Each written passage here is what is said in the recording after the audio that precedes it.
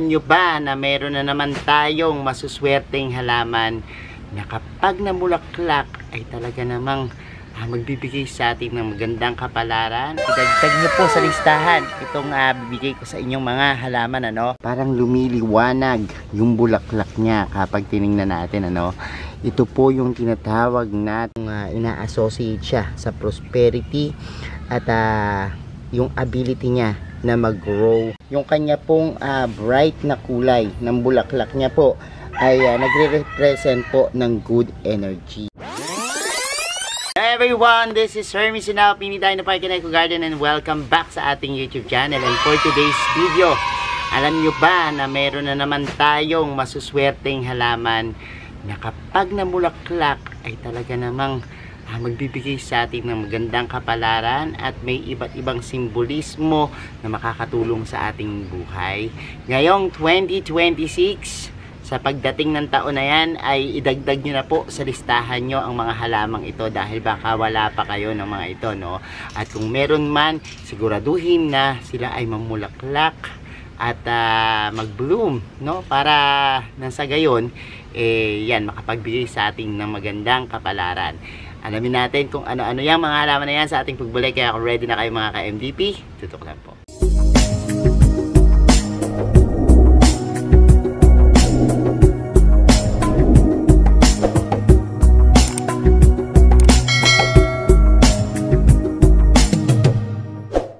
And we're back mga ka-MDP. Marami na tayong nabanggit at naipakita sa inyo ng mga halaman na masuswerte kapag namumulaklak, ano? Pero ngayong 2026, idagdag nyo po sa listahan itong bibigay ko sa inyong mga halaman, ano?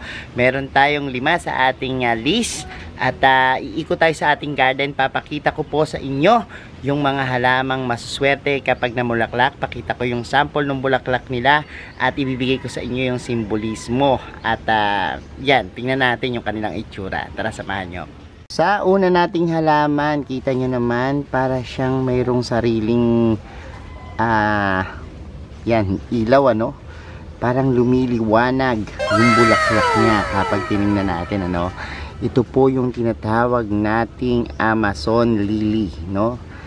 Actually, yan po yung kanyang bulaklak ay parang may tungkod, ano? Naka-extended siya dahil para po yung may mga bulb sa ilalim. Yung bulb niya po sumisimbolo po yun ng prosperity, no? Kapag dumadami sa pamagitan ng bulb, ang sinisimbolize po niyan is pagyayaman, ano? And ito po ang bango ng amoy ng bulaklak niya kapag nag-bloom siya. Ngayon po, habang hinahawakan ko siya, parang nakakahawig siya dun sa amoy ng kamiya, no? At ganito po yung dahon niya. Yan. Kasi saling-saling, yan po yung dahon niya. Ayan. Ayan. Pag nakikita nyo, parang meron siyang pagkakahawig or parang kapatid niya yung peace lily, no? Ang ganda po ng bulaklak nito. Ayan. Pag tinignan nyo, sobrang ganda. Tapos ang bango, grabe ng amoy niya. Napakabango ng bulaklak na yan. At pinaniniwalaan po na kapag namulaklak yan, ina-associated po yan sa tranquility, purity, and balance, ano. Meron din po siya na receptive yin energy sa feng shui, no, na ideal para mag-promote po ng harmony, no. Ilagay po ang halaman nito sa southwest facing directions, ano. At minsan po sa kitchen, pwede rin po itong ilagay dun sa southeast area o corner, no, para po magbigay ng prosperity dahil nagsisimbolize po ito ng nourishment and abundance. At dahil nga po kapag nilagay ito naman do sa southwest facing direction, mas binibigyan niya po ng halaga yung ating earth energy, no. Kaya maganda. At tingnan nyo po yung bulaklak niya, sobrang ganda. Kapag halimbawa po hindi pa nagbo-bloom, ganyan po yung itsura. Pero pag totally bloom na po siya, kita nyo, ganyan po, ano. Para siyang may sariling ring light, oh. At parang merong aura nakikita natin sa ating yan. Pagtingin sa kanya, meron siyang sariling glow. Tapos parang umiilaw, no? At yan po yung nagbibigay sa kanya ng magandang aura at nagpapaswerte sa kanya, no. So ito po yung Amazon lily na madali ring tumubo, ano, at madaling maparami. At kapag bulaklak po siya, grabe, bukod sa sobrang bango, parang magbibigay sa atin ng kakaibang pakiramdam na marirelax tayo, no, at matatanggal yung stress natin. Sa pangalawa nating halaman, ngayon pong Year of the Fire Horse, isama nyo po sa listahan nyo itong isang water plants na napakaganda rin, ano. Ang tawag po sa kanya is water hyacinth, no. Kinukonsidered po siya as positive plants, no. At pag nakita nyo po yung kanyang mga dahon, ganyan po yung itsura. Tapos po meron din po siyang mga matatabang mga parang stem, no, na ayan, parang nangangahulugan po yan ng pag-imbak ng kayamanan, ano, yung kanyang mga matatabang mga extended na stem, ano. Tapos kapag lumabas po yung bulaklak niyan, talaga naman pong ina-associate siya sa prosperity at yung ability niya na mag-grow ng mabilis ay nagsisimbolize po ng rapid growth sa ating wealth, ano, sa ating buhay. Sa kanya pong natural environment, tulad po ng ganito, mamasa-masang lupa, sa pond, pwede rin po kung meron kayong isang malaking water pot, no, na tinatawag, pwede nyo po dyang ilagay yan at nagsisimbolize po yan ng flowing prosperous life, no, yung kanyang pagdaloy, no, sa tubig. At yan, napakaganda po nung kanyang dahon, pati ganyang bulaklak. Tingnan niyo po, pagmasdan niyo yung kanyang bulaklak, lakas maka-attract po niyan, ano. At yung kulay niya pong violet, nangangahulugan din po yan ng wealth and prosperity, no. Kaya po itong halamang ito, madali lang po yan, mabilis dumami. Sabi ko nga sa inyo, kapag halimbawang nilagay mo yan sa mga matutubig na area or sa mga area na mamasa-masa, ang bilis po niyang dumami, no. Kaya medyo control lang po tayo sa pag-aalaga nito, no. Dahil sabi ko nga sa inyo, kapag sobrang liit lang ng lugar nyo, medyo i-limit nyo lang po, no, yung pag-aalaga niyan, kasi dumadami po talaga siya. So this one is water hyacinth, na isa sa napakagandang halaman kapag namulaklak, at napakaganda po ng simbolismo ng bulaklak niya. Pangatlo naman po nating halaman, ito pong tinatawag na oxalis, ano. Actually, kapatid po ito nung purple na oxalis, yung triangularis, ano. Dahil po doon sa kanyang dahon na ganyan. Ito naman po, green lang siya. Pero kapag namulaklak po yan, ang ganda ng bulaklak niyan. Kulay purple po yung bulaklak niya, no. At ang purple, kapag sa feng shui po, napakaganda. Dahil sabi ko nga po sa inyo, wealth po yung kanyang simbolismo, no. Ito po, bihira mamulaklak, ano. Actually, yung triangularis, iba rin yung kulay ng bulaklak niya. Pero ito naman po, itong uri ng oxalis na ito ay kinukonsidered po na kapag namulaklak siya ay halaman na makakapagbigay ng good luck, growth, and vitality. At dahil nga po dun sa bilang ng kanyang mga dahon, yung 1, 2, 3 na bilang po ng dahon niya, sumisimbolo po yan ng good luck, ano.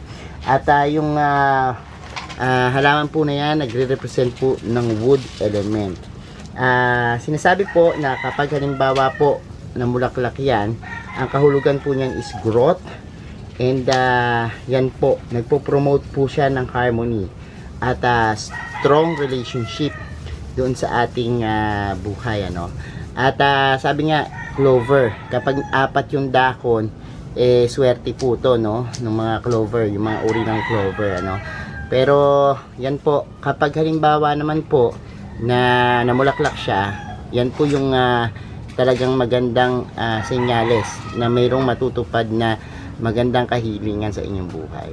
Ang susunod naman po nating halaman ay yung tinatawag nilang peregrina, no. Ganyan po yung dahon niya, parang may mga korte, no, at mga curves, no. Pero kapag namulaklak po yan, iba yung ganda ng bulaklak niya. Mamula-mula po, na bagay dun sa fire horse, no, na simbolo. At yan pong peregrina, nag-associated po siya sa prosperity and romance, ano. At yung kanya pong flower, sabi ko po sa inyo kanina, dahil nga po fire horse, nagbibigay po siya ng magandang yan outlook sa buhay, no, dahil nga po sinisimbolize niya yung fire element, ano. Maganda po siyang ilagaw sa south facing directions. Yung kanya pong bright na kulay ng bulaklak niya po ay nagre-represent po ng good energy. Kaya po isa sa magandang alagaan ngayong 2026 itong mga peregrina, no, dahil po doon sa maganda niyang simbolismo. At sa huling-huli naman po nating halaman ay ang mga hydrangea, no. Hydrangea, yan yung tawag sa kanya ng iba. Yung iba naman milleflores, ano. Kakaiba po yung bulaklak niyan. Kapag namulaklak siya, parang mabilog, no. Yan, ganyan. Meron po siyang iba't ibang kulay. Mayroong puti, merong blue, yan, violet. Yan yung kanyang mga kulay, ano. Ganyan po yung kanyang mga dakon. At ito po, cut lang kayo ng cut. Kapag halimbawa gusto niyo paramihin, mapapadami niyo po yan, ano. Nagsisimula po yung kanyang bulaklak sa ganitong itsura, no. Yan po yung mga itsura ng bulaklak ng hydrangea. At yan, nagsisimbolize po ito ng prosperity, yan, gratitude and emotional harmony, no. Kapag nilagay daw po siya dun sa strategical na outdoor, talagang swerte yung inyong makukuha sa halamang ito, no. Samantalang pong bawal pong ilagay sa indoor ang halamang ito, dahil yun po ay sisimbolize ng loneliness and bad luck, ano. Sa southeast nyo po ilagay para po yan, yung garden nyo po, kapansinin nyo po kapag merong southeast area, doon nyo po ilagay, dahil po yan yung sisimbolo ng wealth, ano.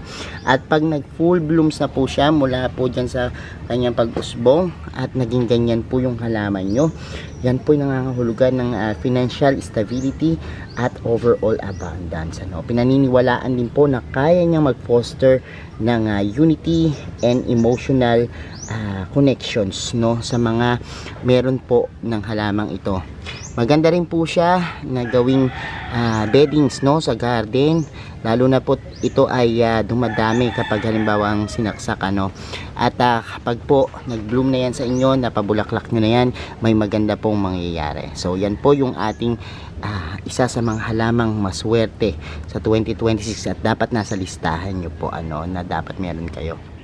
So ayan mga ka-MVP, nalaman nyo na po yung additional 5 plants na kapag namulaklak ay maswerteng maswerte.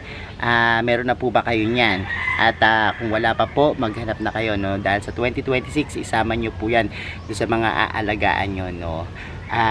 Ito po mga gabay na halaman lang. Lagi kong pinapaalala, ang ating pong kapalaran na nasa atin pa rin pong mga kamay. Kung tayo tatamad-tamad at walang gagawin sa buhay, wala pong mangyayari, no. Hindi tayo aasenso. Manalangin po sa Diyos, sabayan ng pagkilos, ang pagpupursige at kasipagan. Yan po yung magdadala sa atin na maabot natin yung mga pangarap at minimiti sa buhay. Maraming salamat po sa lahat na nagla-like, nag-share at nagko-comment sa ating mga videos. Sa mga hindi pa po nag-subscribe sa ating YouTube channel, kung bet na bet nyo po ganitong usapan, plants and gardening, mag-subscribe na po kayo, no. Huwag nyo pong kalimutang i-hit yung notification bell para laging updated sa aming latest uploads, pati po sa iba't iba nating social media accounts, sa ating TikTok, Instagram, Facebook pages. Search nyo na po Hermy Sunao or Mini Dino Park Eco Garden, makikita nyo na yan. Salamat ng maraming mga ka-MDP, and this is Hermy Sunao, nagsasabi sa inyo ng happy planting. Bye!